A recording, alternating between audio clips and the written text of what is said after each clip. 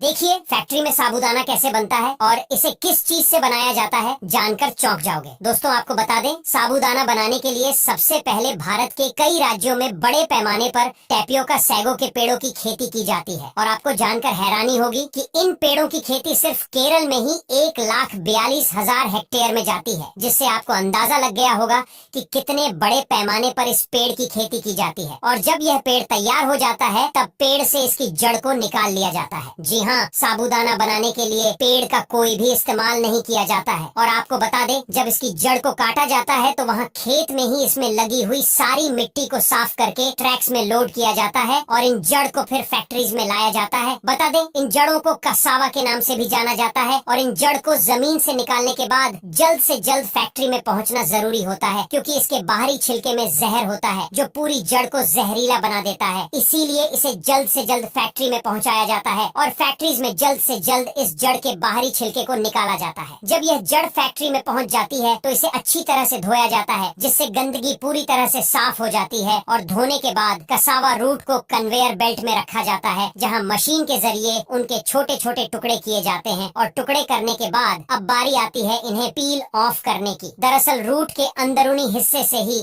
सिर्फ साबूदाना बनाया जाता है, इसीलिए जड़ को छीलकर उसमें से गुड़ा बाहर निकाला जाता है। और बता दे, यह सारा काम फैक्ट्रीज में मशीनों के जरिए होता है। और अब इस गूंदे को एक बार फिर से धोया जाता है। इसके बाद अब बारी आती है इस गुड़े को क्रश करने की, जिसके लिए क्रशिंग मशीन को इस काम में लाया जाता है। जी हाँ, एक तरफ कॉन्वेंट बेल्ट के जरिए गुंडे को पानी के साथ ग्राइंड किया जाता है, जिससे एक तरह का बाइट पेस्ट बनकर तैयार हो जाता है। और आगे अभी स्पेस में से फाइव और स्टार्च को सेपरेट किया जाता है। जी हाँ, स्टार्च को शानदार तरीके से रिफाइन करके जेट रिफाइनर के जरिए एक्स्ट्रा वाटर को बाहर निकाल दिया जाता है। इसके बाद इस पाउडर को बड़े बड़े टैंक में भरकर धूप में ऐसे ही खुला छोड़ दिया जाता है और यह पाउडर अच्छी तरह से फूल जाता है। और अब इसमें फर्मेंटेशन प्रोसेस भी शुरू होता है। और बता दे, इस पाउडर को तब तक खुला रखा जाता है जब तक केवल इसमें 12% नमी न बची रह जाए। और जब यह प्रक्रिया पूरी हो जाती है तो पाउडर काफी ज्यादा हार्ड हो जाता है। और अब इसे साबूदाना फॉर्म में किया जाता है, जिसके लिए इस पाउडर को दोबारा मशीन में डालकर आटे की तरह पीस लिया जाता है। और फिर कन्वेयर बेल्ट के जरिए इस पाउडर को दानेदार शेप देने वाली मशीन में डाल दिया जाता है। और अब सभी दाने इस मशीन से गोल शेप में बाहर निकालते रहते हैं। और अब इन दोनों को एक बार गर्म भी किया जाता है, जिससे इनके अंदर की नमी पूरी तरह से सूख जाती है। और एक बार इन्हें अच्छी तरह से हिट करने के बाद ऐसे ही खुले में फैला दिया जाता है, ताकि बची हुई नमी भी पूरी तरह से खत्म हो सके। इसके बाद साबूदाने को पॉलिश करने की प्रक्रिया की शुरुआत होती है। और इसीलिए इस साबूदाने को एक तरह की मशीन में डाला जाता है, जो हर एक दाने के रंग रूप को निखार देती है। और इसके बाद इन साबूदाने को पैकिंग के लिए तैयार किया जाता है। जी हाँ, इन्हें कई स्मार्ट मशीनों के जरिए छोटे छोटे पैकेट में बराबर बराबर वजन को भरकर मार्केट में बेचने के लिए भेज दिया जाता है। और कई फैक्ट्रीज इन साबूदाने को बड़े बड़े बोरों में भरकर किराने की दुकानों में पहुंचा देती है, जहां से इन्हें खुला ही बेचा जाता है। आपको बता दें, मार्केट में भले ही कई कंपनी की साबूदाना अवेलेबल हो, लेकिन इसे बनाने की प्रक्रिया हर एक फैक्ट्री में बिल्कुल ऐसी ही होती है। यहाँ तक वीडियो देख ली है तो फिर वीडियो को लाइक और शेयर करना बिल्कुल भी मत भूलना। धन्यवाद।